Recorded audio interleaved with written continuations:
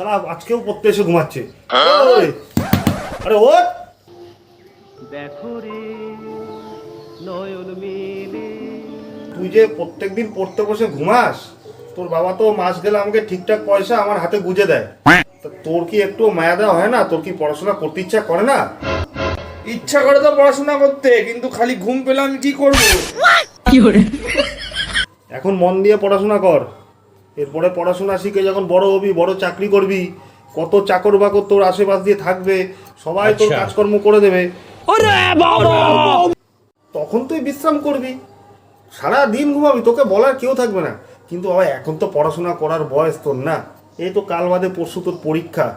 চল চল, ইতিহাসের বাদরে কলা খাওয়া চ্যাপ্টারটা খোল।